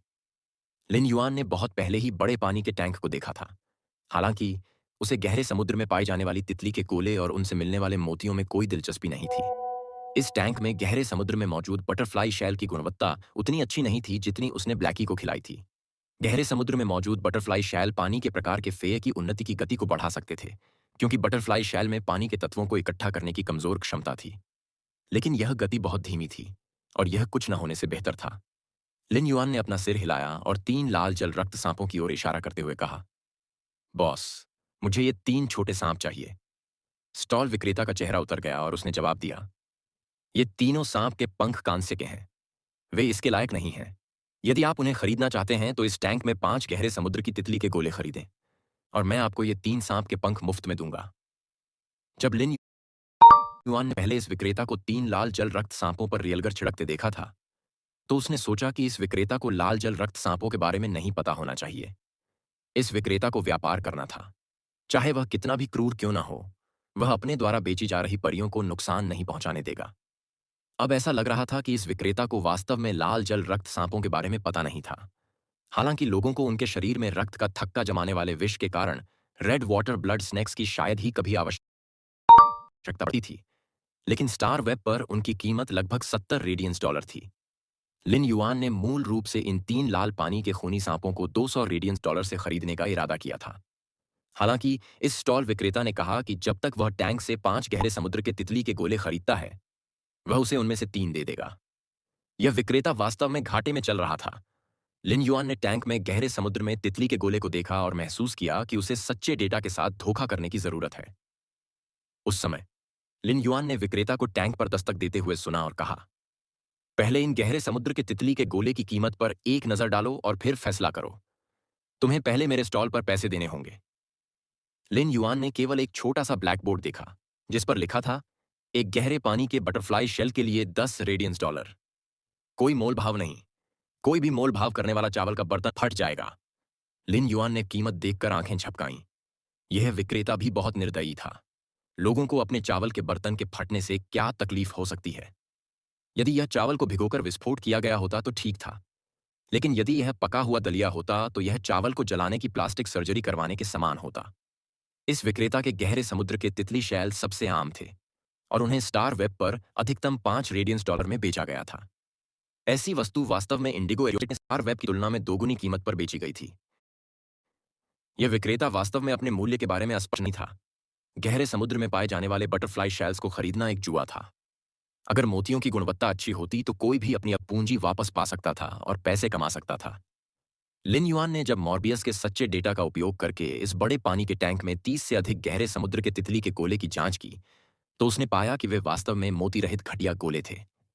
इसके अलावा ये 30 गहरे समुद्र में तितली के गोले गहरे समुद्र में बुरी तरह से जंग खा चुके थे। अब उन्हें तितली के गोले के फूलों में पॉलिश नहीं किया जा सकता था ताकि वे फेये को खा सकें और धीरे धीरे उनके शरीर में ड्रैगन प्रजाति के रक्त को उत्तेजित कर सकें। अधिक से अधिक उन्हें पॉलिश करके शैल पाउडर बनाया जाएगा और जलीय पर्यावरण को बेहतर बनाने के लिए पानी में छिड़का जाएगा। पानी की टंकी में घटिया किस्म के गोले स्क्रीनिंग के बाद बचे बटरफ्लाई शेल्स के सबसे खराब बैच होने चाहिए, लेकिन विक्रेता ने किसी तरह से उन्हें नकली बना दिया। इस विक्रेता के पास जालसाजी के चतुर तरीके थे। अगर लिन युआन ने गहरे समुद्र में पाए जाने वाले बटरफ्लाई शेल की जांच करने के लिए ट्रू डेटा का इस्तेमाल नहीं किया होता तो वह वाकई गलत अनुमान लगाता। उन्होंने यह उम्मीद नहीं की थी कि कोई व्यक्ति स्टार वेब पर खुलेआम इतनी घटिया गुणवत्ता वाले गोले बेचेगा जिनकी कीमत $1 से भी कम होगी। इस विक्रेता द्वारा जालसाजी के लिए खर्च किए गए रेडियंस डॉलर की कीमत गहरे समुद्र में पाए जाने वाले बटरफ्लाई शेल्स की कीमत से भी अधिक थी। वह सचमुच ऐसा व्यापार करते हुए बहुत ही काले दिल का था। लिन युआन स्वाभाविक रूप से ऐसे गहरे समुद्र के तितली के गोले नहीं खरीदेगा। ऐसे घटिया गोले खरीदने और 50 रेडियंस डॉलर खर्च करके कचरे का ढेर खरीदने में कोई अंतर था। विक्रेता ने नकाबपोश युवक को पानी की टंकी में गहरे समुद्र में पड़े तितली के गोले को देखते हुए देखा। वह उन्हें गंभीरता से देख रहा था, जैसे वह सोच रहा हो कि कौन सा खरीदना है। वह एक गाना गुनगुनाने से खुद को रोक नहीं सका। जालसाजी करना स्वाभाविक है और प्रौद्योगिकी अपने चरम पर है। धोखे के जाल से सहज सफलता, कौशल के संचरण के लिए परिश्रम पूर्वक। ऐसा लगता है कि यह लाभ और आत्म सुधार के लिए अपनी आत्मा को बेचने जैसा है। भले ही आसमान टूट पड़े, मैं फिर भी अपना सर्वश्रेष्ठ प्रयास करूंगा। जब यह विक्रेता उत्साहित हो रहा था, तो नकाबपोश युवक ने गहरे समुद्र के तितली के गोले के बड़े पानी के टैंक के बगल में छोटे पिंजरों की ओर इशारा किया और कहा, मालिक, मैं देख रहा हूं कि आप गहरे समुद्र के तितली के गोले के अलावा कुछ समुद्री परी भी बेच रहे हैं। वह गोल्ड ग्रीन ऑक्सीजन एनीमोन मुझे अच्छा लग रहा है। क्यों ना मैं उसे खरीद लूं और तुम मुझे 3 स्नेक फे दे दो। जब विक्रेता ने लिन युआन की बातें सुनी, तो उसने जल्दी से उसका आकलन किया। ऐसा लग रहा था मानो वह उस अजीब नकाबपोश युवक को यह जानने के लिए देख रहा था कि क्या उसे इन गहरे समुद्र के तितली के गोले में कोई दोष मिला है। विक्रेता ने देखा कि उस अजीब मुखौटे के पीछे की आंखें उसे देख रही थीं तथा उसके मुंह के कोनों पर हल्की मुस्कान थी। परिणाम स्वरूप विक्रेता का उत्साह थोड़ी घबराहट में बदल गया। इंडिगो एज्योर सिटी ने इंडिगो एज्योर सी मार्केट की मेजबानी की और इंडिगो एज्योर गार्ड्स इसके प्रबंधन के लिए पूरी तरह जिम्मेदार थे। लेकिन कहा जाता था कि वे बहुत सख्त थे। यद्यपि उसकी जालसाजी इतनी बुरी नहीं थी, फिर भी यदि किसी को पता चल गया, पेकी भाई ही इंडिगो एज्योर गार्ड्स ने उसे इंडिगो एज्योर सी मार्केट से बाहर ना निकाला हो। यदि उसके बगल के स्टॉल विक्रेताओं को इसके बारे में पता चल गया और उन्होंने उसके तरीकों को बता दिया, तो उसे इस इंडिगो एज्योर सी मार्केट से क्या लाभ हो सकता है? क्या वह जालसाजी की कला पर इतनी मेहनत इसलिए नहीं कर रहा था क्योंकि वह अगले इंडिगो एज्योर सी मार्केट से पहले 10 साल की अवधि के दौरान हर दिन घर पर झूठ बोलना चाहता था? मैं किन वाला अंशकालिक काम नहीं करूंगा। विक्रेता ने जल्दी से विषय बदल दिया और कहा, मैं वास्तव में ग्रीन ऑक्सीजन सी एनीमोन का व्यापार करना चाहता था। आप आज मेरे पहले ग्राहक हैं और हम एक दूसरे से मिल गए। मैं इसे आपको 4000 रेडियंस डॉलर में बेचूंगा। लिन युआन कुछ अवाक रह गया। ऐसा क्यों लग रहा था कि हम अच्छे भाई हैं, लेकिन मैंने तुम्हारा फायदा उठाया? उस समय लिसन, जो लिन युआन के साथ कतार में खड़ा था, ने इस विक्रेता से कहा, मालिक, इंडिगो एजियोर सी मार्केट कुल 3 दिनों के लिए ही खुला है। आप इतने सारे फे नहीं बेच सकते। इस ग्रीन ऑक्सीजन सी एनीमोन के तंबू पहले से ही थोड़े मुड़े हुए हैं। अगर आप जल्दी से ऐसा नहीं करते हैं, तो आप उन्हें नहीं बेच सकते हैं। स्टॉल विक्रेता ने गोल्ड ग्रीन ऑक्सीजन सी एनीमोन्स को देखा, जिनमें कुछ संरक्षित तंतु थे। उसने जल्दी से ऊर्जा अयस्क पाउडर के साथ समुद्री पानी की एक बाल्टी ली और उसे ग्रीन ऑक्सीजन सी एनीमोन के शरीर पर डाला। हालांकि यह केवल ग्रीन ऑक्सीजन सी एनीमोन की स्थिति को बनाए रख सकता था, लेकिन उसकी स्थिति को बेहतर नहीं बना सकता था। समुद्री फे को जमीन पर बेचा जाता था और पानी से बाहर निकलने के बाद उनकी स्थिति बहुत खराब हो जाती थी। समय के साथ इसका असर उनकी जड़ों पर भी पड़ता था। विक्रेता ने ग्रीन ऑक्सीजन सी एनीमोन की हालत देखी और गुस्से से डांटा, यह वाकई घाटे का सौदा है। इस पानी पर मुझे कुछ प्रतिक्रिया तो दो। तुम अधमरे क्यों हो? लिन युआन ने हड़बड़ाहट में इन परियों को संभाल रहे विक्रेता को देखा। वह यह सोचे बिना नहीं रह सका कि कुछ लोग व्यवसाय चलाते समय काले दिल के होने के अलावा इतने मूर्ख क्यों होते हैं। यद्यपि जलीय फेय की स्थिति पानी से बाहर निकलने के बाद खराब हो जाती है, लेकिन यदि कोई इन जलीय फेय के पास आत्मा क्यूई छोड़ने वाले फेय को रख दे ताकि वे उसे अवशोषित कर सकें, तो ये जलीय फेय पानी से बाहर निकलने के बाद भी 3 दिनों तक जीवित रह सकते हैं। यहां तक कि गहरे समुद्र में पाई जाने वाली तितली शैल जैसी आत्मा क्यूई के प्रति बहुत संवेदनशील फेय भी समुद्र से निकलकर पानी की टंकी में पली बढ़ीं। वे आत्मा क्यूई के साथ तेजी से बढ़ सकती थीं। बगल के स्टॉल पर ऐसे फय थे जो स्पिरिट क्यू को रिलीज कर सकते थे, और सबसे आम फय स्पिरिट साइफन गोल्डफिश थे। लेकिन यह विक्रेता बिल्कुल भी तैयार नहीं था। अगर उसने दूसरे स्टॉल से सीखा होता, तो वह अब इतना घबराया हुआ नहीं होता। बॉस, क्या आपने देखा है कि अन्य स्टॉलों पर मौजूद फेय अधिक जीवंत हैं और ग्रीन ऑक्सीजन सी एनीमोन जैसे फेय को ऊर्जा अयस्क पाउडर के साथ मिश्रित समुद्री जल की आवश्यकता नहीं है? शैतान है। जब विक्रेता ने लिन युआन की बातें सुनी, तो उसका दबा हुआ गुस्सा तुरंत भड़क उठा। उसने 3 लाल जल रक्त सांपों वाले लोहे के पिंजरे पर लात मारी और शाप दिया, इन 3 कचरा सांपों ने मेरी 3 स्पिरिट साइफन गोल्डफिश खा ली। कितना बड़ा नुकसान! उस समय विक्रेता ने पानी की टंकी पर लगे ब्लैक बोर्ड पर लिखा देखा, एक गहरे पानी के तितली के खोल के लिए 10 रेडियंस डॉलर। कोई मोल भाव नहीं। कोई मोल भाव करने वाला चावल का बर्तन फट जाएगा। उन्हें लगा कि इसे बदलकर यह कर देना चाहिए, 12 रेडियंस डॉलर में एक गहरे समुद्र का तितली का खोल। कोई मोल तोल नहीं। कोई मोल तोल करने वाला तो दांत ही फट जाएगा। ज्योर्सी मार्केट के विक्रेताओं को एक बार अंदर आने के बाद बाहर जाने की अनुमति नहीं थी। यदि वे बाहर चले गए तो यह इंडिगो एज्योर्सी मार्केट में अपना स्टॉल लगाने का अधिकार छोड़ने जैसा होगा। उसने पूरे 150 रेडियंस डॉलर में 3 दिन का स्टॉल कार्ड खरीदा था। अगर वह बीच में ही बाहर निकल जाता तो वह अपने सभी 150 रेडियंस डॉलर खो देता। इंडिगो एज्योर्सी मार्केट शुरू होने के बाद ऑस्ट्रिच लॉजिस्टिक्स के जरिए सामान को अंदर ले जाने की अनुमति नहीं थी। स्पिरिट साइफन गोल्डफिश खरीदने के लिए वह कुछ नहीं कर सकता था। जब लिन युआन ने विक्रेता की प्रतिक्रिया देखी तो वह हंस पड़ा और स्पिरिट लॉक स्थानिक क्षेत्र से एक कांस्य आई एलीट स्पिरिट साइफन गोल्डफिश को बुलाया। जब उन्होंने इसे बाहर बुलाया तो समृद्ध आत्मा क्यूई तुरंत फैल गई और पूरी तरह से जेड बनावट वाले रेशम के धागे से बने मुखौटे बना दिए, जिन्हें लिन युआन और लियू जी ने अपने चेहरों पर पहना था। और पूरी तरह से जेड बनावट वाले सफेद चंदन चावल के मोतियों को लिन युआन के चांद सफेद आत्या पदात्मा क्यूई कपड़ों पर कढ़ाई करके धुंधली जेड बनावट वाली चमक के साथ प्रकाशित किया। हालांकि इस कांस्य स्पिरिट साइफन गोल्डफिश द्वारा जारी स्पिरिट क्यूई की सांद्रता बहुत अधिक नहीं थी, इसलिए लिन युआन और लियू जी के मुखौटों से निकलने वाली चमक साफ सूरज के नीचे स्पष्ट नहीं थी। हालांकि लिन युआन के पूरी तरह से जेड बनावट वाले सफेद चंदन के चावल के मोतियों की चमक ने 5 प्रकार के आशीर्वाद पैटर्न को अलग अलग बना दिया, जिससे लिन युआन बहुत सांसारिक लग रहा था। विक्रेता ने लिन युआन के शरीर पर चमकीले चावल के मोतियों को उत्सुकता से देखा और पूछा, भाई क्या आपके शरीर पर फ्लोराइड भारी नहीं है? फिर उसकी नजरें लिन युआन की हथेली में हथेली के आकार के 5 फॉर्च्यून रांचू से कभी नहीं हटीं। उसकी निगाहें छिपी हुई इच्छा से भरी थीं। जब विक्रेता की बातें सुन रहे लिसन ने सुनी, जो बगल में खड़ा था, तो वह कुछ निराशा के साथ पलकें झपका रहा था। यह विक्रेता वास्तव में बहुत ही समझदार था, जिसने पूरी तरह से जेड टेक्सचर वाले सफेद चंदन को फ्लोराइड पहचाना। फ्लोराइड, जो दिन के उजाले में चमक बिखेरता था, का इस्तेमाल आमतौर पर पत्थर की मूर्तियां बनाने के लिए किया जाता था, और यहां तक कि घटिया किस्म के लोग भी इसे सहायक वस्तु के रूप में नहीं पहनते थे। लिन युआन ने विक्रेता की बातों को नजरअंदाज किया और पूछा, बॉस, क्या आप इस ब्रॉन्ज आई एलीट 5 फॉर्च्यून रांचू में रुचि रखते हैं? ये ब्रॉन्ज 1 में एलीट तक पहुंच चुका है और ब्रॉन्ज 10 में फ्लॉलेस या एपिक तक पहुंचने की उच्च संभावना है। जब विक्रेता ने लिन युआन की बातें सुनी तो उसने पूछा, क्या आप इस स्पिरिट साइफन गोल्डफिश को ग्रीन ऑक्सीजन सी एनीमोन के साथ व्यापार करना चाहते हैं? मैं आपको इस पानी की टंकी में मौजूद सभी गहरे समुद्र की तितली के गोले देने को तैयार हूं।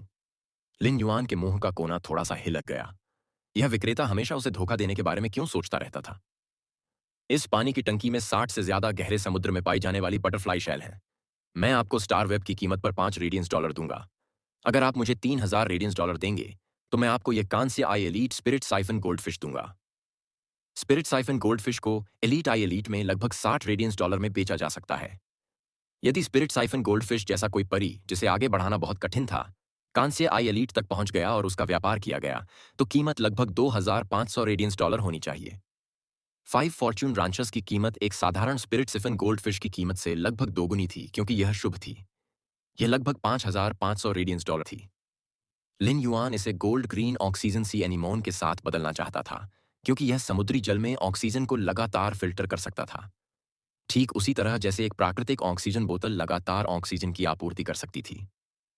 ग्रीन ऑक्सीजन सी एनीमोन समुद्र के किनारे स्थित शहर इंडिगो एज्योर सिटी में बहुत आम था। ग्रीन ऑक्सीजन सी एनीमोन, जो अभी खराब हालत में था, की कीमत लगभग 300 रेडियंस डॉलर थी।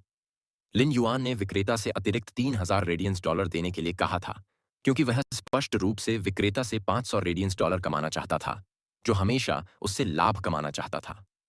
लिन युआन की पेशकश सुनकर विक्रेता ने स्पष्ट रूप से संकोच किया। अगर उसने स्पिरिट साइफन गोल्डफिश के बदले gold green oxygen C anemone और 3000 रेडियंस डॉलर निकाले, अगर उसने इंडिगो एज्योर्सी मार्केट में सब कुछ बेचकर बड़ी रकम नहीं बनाई, तो वह अगले दशक तक दूसरों के लिए काम करने के लिए कहने के बजाय अपने दिन आराम से नहीं बिता पाएगा।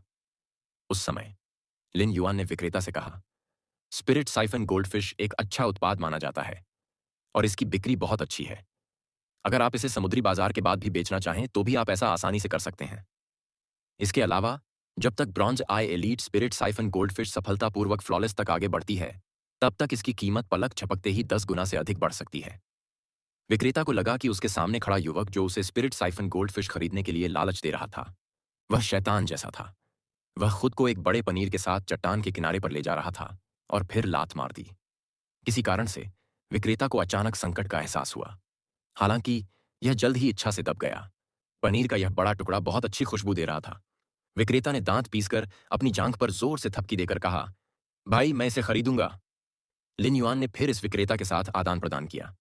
उस समय लिन युआन के पास सींग वाले ड्रैगन रक्त रेखा के साथ 3 लाल पानी के रक्त सांप और गोल्ड ग्रीन ऑक्सीजन समुद्री एनीमोन थे जो रक्तपात की मां की आवश्यकता थी। इस समय बहुत दूर से एक बहुत ही कोमल आवाज सुनाई दी। भाई क्या आप इन 3 लाल पानी के खूनी सांपों को छोड़ने को तैयार हैं? मैं प्रत्येक के लिए 100 रेडियंस डॉलर देने को तैयार हूं। इस कोमल आवाज को सुनकर विक्रेता की आंखें चौड़ी हो गईं, जो अपने हाथों में 5 फॉर्च्यून रंचू के प्रेम में पागल था। उस समय विक्रेता ने सोचा, यह व्यक्ति इस अजीब नकाबपोश युवक के साथ अभिनय करने की कोशिश तो नहीं कर रहा है ना? लेकिन तुरंत बाद विक्रेता ने जवाब दिया, फक। ऐसा लग रहा था कि वह अभी 3 ट्रैश स्नेक वे को मुफ्त में दे रहा था। वह व्यक्ति प्रत्येक को एक 100 रेडियंस डॉलर क्यों दे रहा था? लिन युआन ने पलटकर देखा तो एक दुबला पतला युवक व्हील चेयर पर बैठा था, जिसकी आभा बहुत ही सुंदर और विद्वान जैसी थी। हालांकि उसने अपने पैरों को ढकने के लिए ऊनी कंबल का इस्तेमाल किया था, इसलिए उसे पैरों में कुछ समस्या होनी चाहिए। युवक के दुबले पतले रूप को देखकर लिन युआन को लगा कि उसके पैर घायल नहीं हैं, बल्कि कई वर्षों से विकलांग हैं। लिन युआन ने कहा, मुझे इन 3 लाल जल रक्त सांपों में बहुत हड़बड़ाहट में। ऐसा कहने के बाद लिन युआन ने 3 लाल जल रक्त सांपों और सोने हरे ऑक्सीजन समुद्री एनीमोन वाले पिंजरे को डायमंड फिश स्टोरेज बॉक्स में संग्रहीत किया। उस समय उसने महसूस किया कि कुछ तीक्ष्ण आभाएं उसकी ओर आ रही हैं, और उसने एक अधेड़ उम्र के व्यक्ति को सुना जिसके चेहरे पर 3 निशान थे, और वह इस दुबले पतले युवक के पीछे खड़ा था और गहरी आवाज में कह रहा था, क्यों ना मैं हमारे यंग मास्टर से बात करूं? रेड वाटर ब्लड स्नेक की कीमत सिर्फ 70 रेडियंस डॉलर है। तुम। इससे पहले कि वह अपनी बात पूरी कर पाता, वह स्तब्ध रह गया। दुबले पतले युवक ने भौहें सिकोड़ी, पीछे मुड़कर उसकी ओर देखा और कहा, अंकल फू, बाहर और घर में रहना अलग बात है। अपने गुस्से पर काबू रखो। दुबले पतले युवक ने मुड़कर लिन युआन की ओर क्षमा प्रार्थना पूर्वक सिर हिलाया, लेकिन लिन युआन को इसकी कोई परवाह नहीं थी।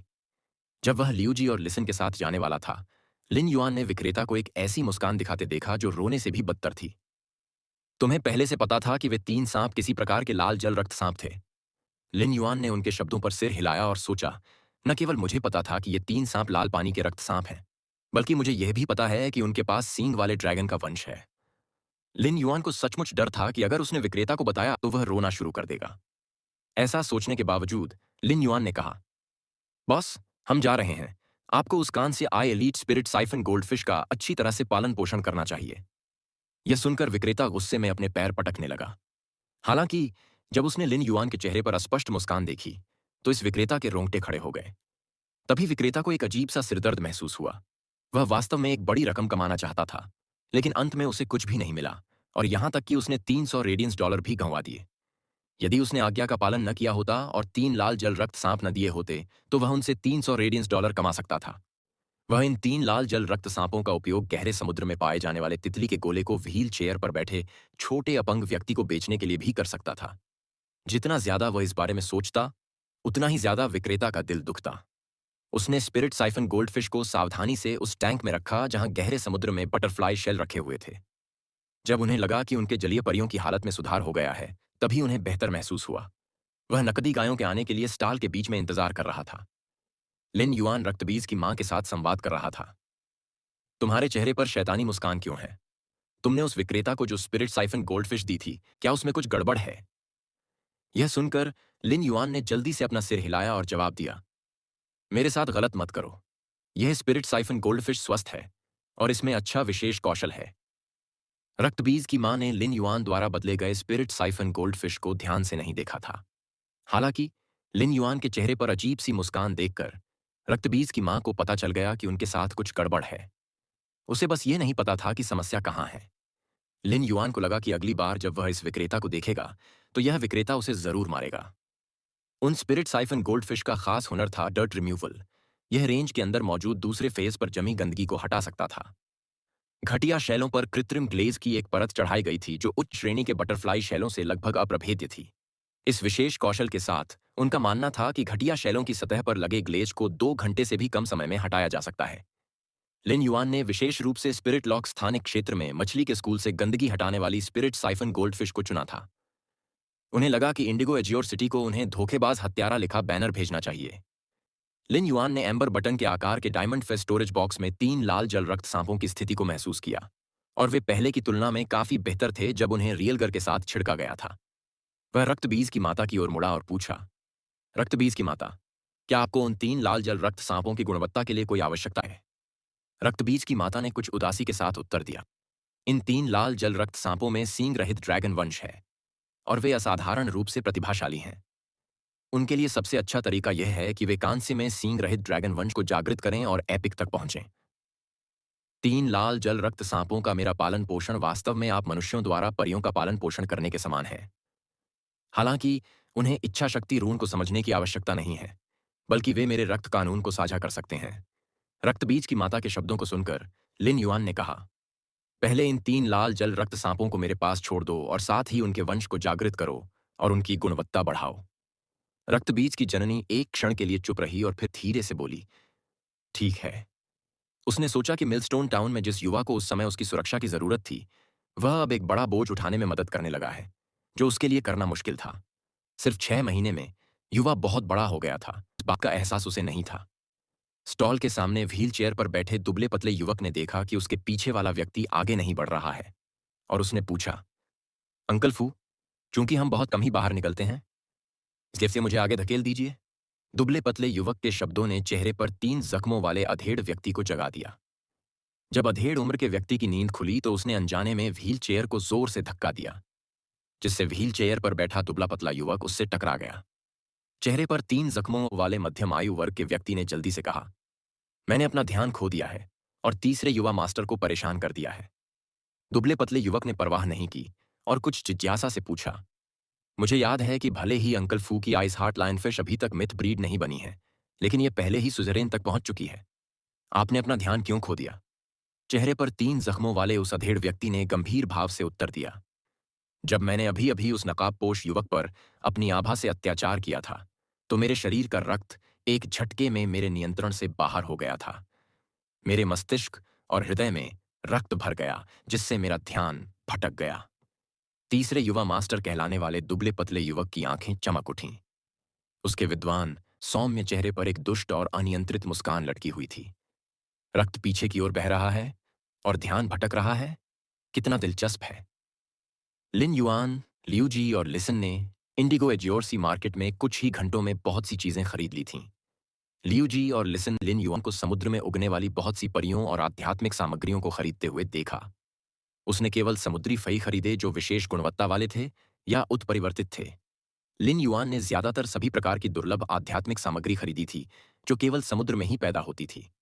बड़ी मात्रा में संसाधन खरीदने के बाद लिन युआन के पास भरपूर फसल थी। भले ही लिसन और लियू जी को पहले से ही पता था कि लिन युआन की नींव कितनी गहरी थी, लेकिन वे इस समय इसके में नई धारणा बनाने से खुद को रोक नहीं पाए। जब लिन युआन ने फेयस और आध्यात्मिक सामग्री खरीदी, तो लिसन ने लिन युआन और प्रमुख गुटों के अन्य युवा स्वामी के बीच अंतर देखा। लिन युआन के पास एक गहरी नींव थी, फिर भी उसने इसे थोड़ा भी बर्बाद नहीं किया। जब वह उन्हें खरीद रहा था, तो उसे कीमत का अच्छा अंदाजा था और उसने खुद को नुकसान में नहीं पड़ने दिया। यह कहा जा सकता है कि यद्यपि ऐसा लग रहा था कि वह बड़ी मात्रा में बहुत सारा सामान खरीद रहा है, लेकिन करीब से देखने पर प्रत्येक लेन देन एक चोरी जैसा लग रहा था। लिसन की नजर में लिन युआन पैसा खर्च करते हुए संसाधन कमा रहा था। परियों और आध्यात्मिक सामग्रियों की खरीद के माध्यम से जिन संसाधनों को वह नियंत्रित कर सकता, उनका हिमखंड बड़ा और बड़ा होता जा रहा था। इस तरह की दूरदृष्टि और क्षमता ने लिसन को बहुत सराहनीय महसूस कराया। इस समय लिन युआन ने स्टॉल के सामने बूढ़े आदमी से कहा, बॉस, आप यहां जो ब्लड कोरल क्रिस्टल बेचते हैं, कौसे वे अब मेरे हैं। लिन युआन के साथ व्यापार करने वाले बूढ़े व्यक्ति ने ब्लड कोरल क्रिस्टल को दिल टूटने वाली नजर से देखा। फिर उसने पूरी तरह से जेड टेक्सचर्ड अगरवुड के 2 टुकड़ों को देखा जो काले क्रिस्टल की तरह थे, और अपने हाथ को जोर से हिलाते हुए और कुछ दिल के दर्द के साथ कहा, ब्लड कोरल क्रिस्टल के साथ आपकी किस्मत अच्छी है। लिन युआन ने हंसते हुए जवाब दिया, बॉस, आप बहुत ही परिष्कृत हैं, अन्यथा आप इस अगरवुड को पसंद नहीं करते जिसकी सुगंध सूक्ष्म और अगोचर है और जो मन को शांत कर सकती है। लिन युआन की बातें सुनकर स्टॉल पर मौजूद बूढ़ा आदमी हैरान रह गया और उसने पूछा, मुझे पूरी तरह से जेड जैसी बनावट वाली अगरवुड बहुत पसंद है। इसका इसकी गंध से क्या लेना देना है? अब लिन युआन के अचंभित होने की बारी थी। बॉस, क्या आप जलाने के लिए यह पूरी तरह से जेड बनावट वाली अगरवुड नहीं चाहते हैं? बूढ़े आदमी ने लिन युआन को अचंभित आंखों से देखा और कांपते होंठों से चिल्लाया, लेन देन के बाद दिखावा मत करना। केवल एक मूर्ख ही इस पूरी तरह से जेड बनावट वाली अगर की लकड़ी को जलाने के लिए तैयार होगा। इसे एक बड़ी अंगूठे की अंगूठी में बदलना इसका सबसे अच्छा उपयोग है। दुकान पर बैठे बूढ़े आदमी को बस यही महसूस हो रहा था कि जितना अधिक वह अपने सामने खड़कापोश युवक को देखता है, उतना ही अधिक उसका दिल घुटता जाता है। आप पैसे के मामले में बहुत चतुर हैं। अगरवुड जलाना। आप इतने प्रभावशाली हैं तो आप घर पर कुछ लीजेंड फिशरे क्यों नहीं पालते? जब लिन युआन ने बूढ़े आदमी की बातें सुनी, तो उसने अपने द्वारा आदान प्रदान किए गए रक्त मूंगा क्रिस्टल ले लिए और लिसन और लियू जी को छोड़ने के लिए खींच लिया। जब वे इंडिगो एज्योरसी मार्केट की गहराई में पहुंचे, तो विक्रेताओं द्वारा बेची जाने वाली अधिकांश परी और आध्यात्मिक सामग्रियां अच्छी चीजें थीं, जिन्हें बाहर खोजना मुश्किल था। ऐसी अच्छी चीजें स्वाभाविक रूप से लापरवाही से नहीं बेची जाती थीं, बल्कि स्टॉल विक्रेताओं द्वारा उन्हें आवश्यक आध्यात्मिक सामग्रियों या उपहारों के बदले में प्रयोग किया जाता था। यह बूढ़ा आदमी पूरी तरह से जेड बनावट वाले अगरवुड के लिए विनिमय करना चाहता था, और लिन युआन ने रक्त कोरल क्रिस्टल को पसंद किया, जिसमें बहुत सारी रक्त ऊर्जा थी। इन रक्त मूंगा क्रिस्टलों में अत्यंत राजसी रक्त ऊर्जा थी, जो वास्तव में रक्त बीज की मां की जरूरत थी। इसलिए लिन युआन ने विनिमय किया। लिन युआन ने शुरू में सोचा था कि वह एक ऐसे उत्साही व्यक्ति से मिला है जिसे उसके जैसी ही अगरबत्ती पसंद है।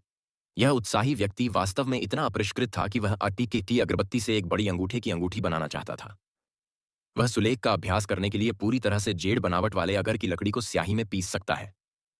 इस समय लियू जी ने दूर एक दुकान की ओर इशारा करते हुए कहा, लिन युआन, वहां वास्तव में कोई जल जगत के आयामी जीवन रूपों का मांस बेच रहा है। हालांकि इसकी कीमत बहुत ज्यादा है। वह वास्तव में 1 से 10 के अनुपात में जल जगत के आयामी जीवन रूपों के मांस के बदले में रसातल आयामी दरार से समान स्तर के आयामी जीवन रूपों के मांस का उपयोग करने तक जाता है।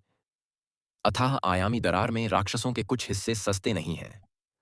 जलीय विश्व के आयामी जीवन रूपों का मांस सीधे हवा में संक्षारित हो जाता है और एक गंदी गैस उत्सर्जित होती है, जिसे पूरी तरह से घृणित जैव रासायनिक हथियार के रूप में परिभाषित किया जा सकता है। लियू जी की राय में जल जगत के आयामी जीवन रूपों के मांस के बदले में रसातल आयामी दरार में राक्षसों का मांस लेना अनुचित था, भले ही यह 100 का अनुपात था। जब लिन युआन ने लियू जी की बातें सुनी, तो उसने दूर तक देखा और उसकी आंखें चमक उठीं। लिन युआन इस यात्रा पर जल जगत के आयामी जीवन रूपों का मांस बेचने वाले विक्रेताओं की तलाश कर रहा था, लेकिन उसे एक भी दुकान नहीं मिली थी। वह जानता था कि जलीय विश्व के आयामी जीवन रूपों का मांस बहुत अमूल्य है और बहुत कम लोग इसे रखेंगे। हालांकि उन्हें उम्मीद नहीं थी कि उन्हें इंडिगो एज्योरसी मार्केट में इसे बेचने वाला कोई विक्रेता नहीं मिलेगा। यह एक ऐसी जगह है जो समुद्री संसाधनों में माहिर है, जो इंडिगो एज्योर सिटी में हर दशक में एक बार होता है। सौभाग्य से उन्हें अब एक मिल गया। लियू जी ने आसपास की दुकानों पर नजर डाली और लियू जी से कहा, बड़े भाई लियू, सुनो, तुम दोनों भी इधर उधर घूमते हो। अगर तुम्हें कोई आध्यात्मिक सामग्री मिले जिसमें भारी मात्रा में रक्त ऊर्जा हो, तो उसे खरीदने में मेरी मदद करो, और आप लोग कोई भी उपयुक्त संसाधन खरीद सकते हैं जो आपको मिले। ऐसा कहने के बाद लिन युआन ने लियू जी को एक सुनहरा रेशम ब्रोकेट थैली दी, जो पूरी तरह से भरी हुई थी। फिर लिन युआन उस विक्रेता के पास गया जो जल जगत के आयामी जीवन रूपों के मांस को रसातल आयामी दरार जीवन रूपों के मांस के साथ बदलना चाहता था। लियू जी और लिसन ने लिन युआन द्वारा सौंपी गई थैली पर नजर डाली और वे लगभग उसे जमीन पर गिरा देते। 2 ब्रोकेट थैलियों में 30 अग्नि प्रकार के स्वर्गीय युवती ग्रेड तत्व मोती भरे हुए थे, जो स्कॉर्चिंग एलिमेंटल शेलफिश द्वारा उत्पादित किए गए थे। यह एक बहुत बड़ी दौलत थी। लियू जी ने देखा कि लिन युआन पहले ही स्टॉल पर चला गया था और उसने कहा, तुम बाईं ओर जाओ और मैं दाईं ओर जाऊंगा। हम दोनों प्रत्येक तरफ संसाधनों का आदान प्रदान करेंगे। यह सुनकर लिसन अचानक रहस्यमय ढंग से मुस्कुराया और जवाब दिया, बड़े भाई लियू, हम यह देखने के लिए प्रतिस्पर्धा क्यों नहीं करते कि थैली में इन 30 स्वर्गीय युवती श्रेणी के मौलिक मोतियों के साथ कौन अधिक संसाधनों का आदान प्रदान कर सकता है? लियू जी ने सीधे मुस्कुराते हुए जवाब दिया, जरूर। मैं पिछली बार शर्त हार गया था और तुमने मुझे 30 नींबू खाने पर मजबूर कर दिया था। इस बार हम शर्त लगाएंगे और जो हारेगा उसे 50 सोने की मिर्च खानी पड़ेगी। लिसन ने महसूस किया कि उसका मुंह सुन्न होने लगा है, जैसे उसके गाल सूज गए हों, गर्म और दर्दनाक। सुनो, जल्दी से कहा, बड़े भाई लियू, 50 सोने की मिर्च किसी को मार डालेगी। हम इसे कांसे की मिर्च में क्यों नहीं बदल देते? लियू जी ने उसकी ओर देखा और नाक भौं से कोड़ी। चूंकि हमें जुआ खेलना है, इसलिए हमें किसी रोमांचक चीज पर जुआ खेलना होगा। अगर आपको लगता है कि गोल्ड मिर्च आपके लिए ज्यादा है, तो हम इसे सिल्वर मिर्च में बदल देंगे। लियू जी के समझौता सुनो उत्साहित, और वह अपने हाथों से ताली बजाई। चूंकि हम रोमांच का पीछा करते हैं, इसलिए हम इसे पूरी तरह से करेंगे। मैं 50 गोल्ड मिर्च को एक प्लैटिनम घोस्ट मिर्च में बदलने का अनुरोध करता हूं। बड़े भाई लियू, क्या तुम ऐसा करने की हिम्मत रखते हो? लियू जी के दिमाग में अब बस एक ही बात घूम रही थी। क्या प्लैटिनम घोस्ट पेपर खाने के बाद उसे कम से कम 1 महीने तक पीठ के बल सोना नहीं पड़ेगा? यह तो बस आपसी नुकसान था। लेकिन सुनो, जो मसालेदार खाना खाने से डरता था, वह नहीं डरता था। उसे डरने की क्या जरूरत थी? हम ऐसा करेंगे। खाने के 1 घंटे बाद तक दूध पीना मना है। लियू जी को उम्मीद नहीं थी कि वह इतना दुस्साहस करेगा, और उसने तो उसे दूध न पीने देने के बारे में भी सोचा था। लियू जी के दिमाग में एक और विचार आया और उसने एक और विचार जोड़ दिया। दूध न पीना कोई बड़ी बात नहीं है। अगर हिम्मत है तो प्लैटिनम घोस्ट पेपर खाने के तुरंत बाद आइस्ड कोला पी लो।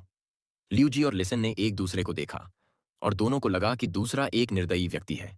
लेकिन एक बार जब उन्हें प्लैटिनम घोस्ट काली मिर्च का स्वाद याद आया, तो वे जल्दी से दोनों दिशाओं में रवाना हो गए और संसाधनों के लिए विनिमय करने के लिए सुनहरे रेशम ब्रॉकेट थैली में स्कॉर्चिंग एलिमेंटल शेलफिश द्वारा उत्पादित स्वर्गीय युवती ग्रेड एलिमेंटल मोती का इस्तेमाल किया। बूढ़ा आदमी, जो लिन युआन को दिखावा करने वाला समझता था, एक बार फिर जीवन पर संदेह करने लगा। उसने सोचा था कि ये दो युवक जो अभी अभी उसके स्टॉल के सामने शर्त लगा रहे थे, वे सिर्फ दो बचकाने लोग थे। उसे उम्मीद नहीं थी कि वे अचानक निर्दयी हो गए।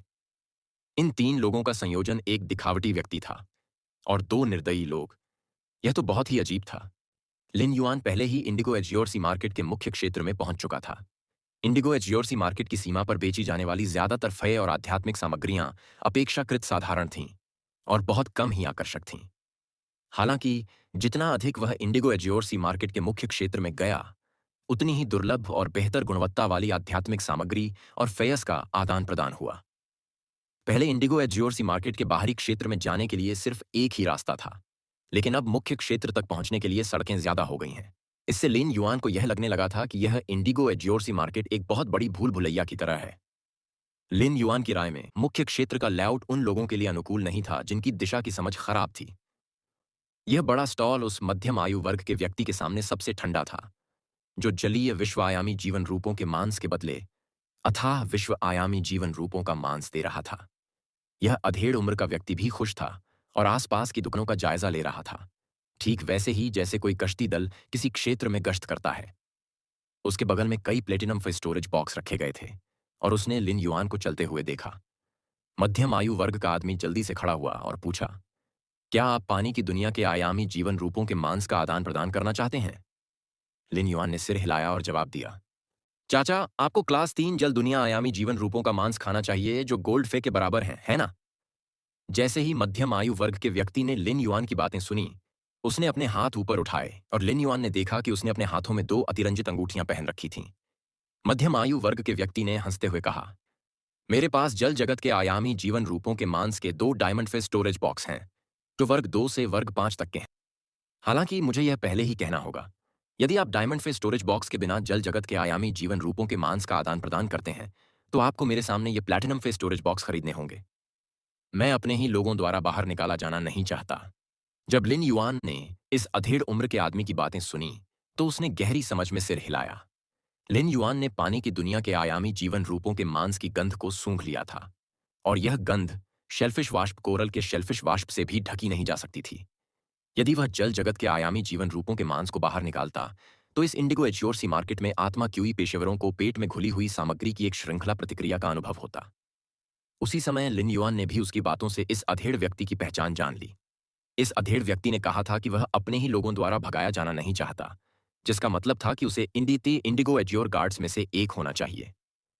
Indigo azure guards Indigo azure market का प्रबंधन करते थे। साथ ही यह भी समझा सकता है कि इस मध्यम आयु वर्ग के व्यक्ति के पास 2 डायमंड फिश स्टोरेज बॉक्स क्यों थे, जो उच्च श्रेणी के जल विश्व आयामी जीवन रूपों के मांस से भरे हुए थे।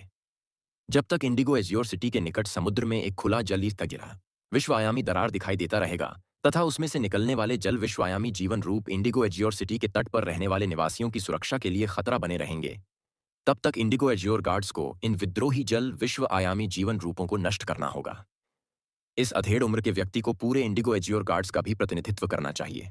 वह इस इंडिगो एज्योर सी मार्केट का फायदा उठाना चाहता था ताकि यह देख सके कि क्या वह इस दशक के दौरान जमा किए गए जल जगत के आयामी जीवन रूपों के मांस को कुछ अपेक्षाकृत उपयोगी संसाधनों के लिए बदल सकता है। चाचा, मेरे पास परिभंडारण बॉक्स है जिसमें अथाह राक्षसों का मांस है।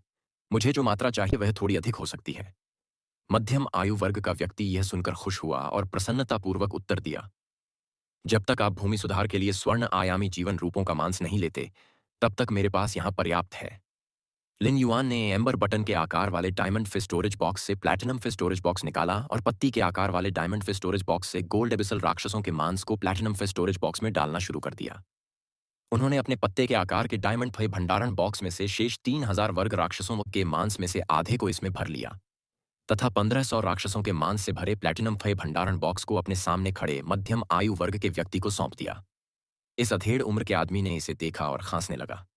फिर उसने कुछ आश्चर्य से पूछा, आप इतने सारे क्लास 3 राक्षसों के मांस को क्लास 3 जल जगत के आयामी जीवन रूपों के मांस के बदले में दे रहे हैं? लिन युआन ने सिर हिलाया।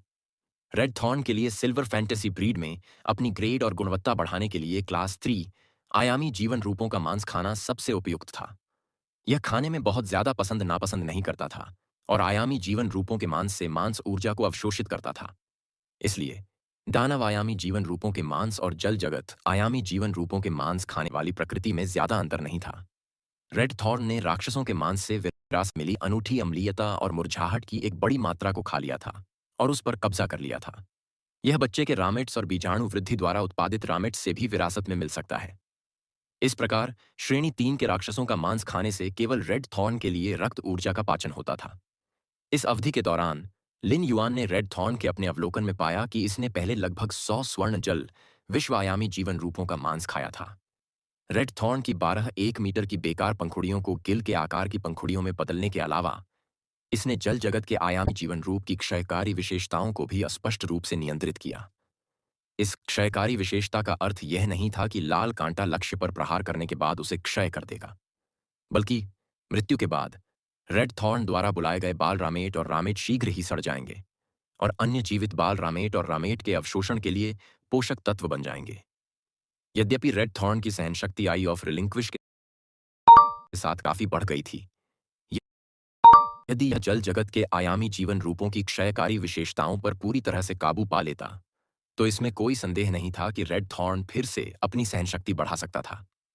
यह सहनशीलता इस बात की गारंटी थी कि रेड थॉर्न ने फूलों का एक रसीला और स्थिर सागर पैदा किया, इसलिए स्वाभाविक रूप से जितना अधिक होगा उतना ही बेहतर होगा। लिन युआन और इस मध्यम आयु वर्ग के व्यक्ति ने कुछ ही समय में जल जगत के आयामी जीवन रूपों के मांस के इस बड़े बैच का आदान प्रदान समाप्त कर दिया।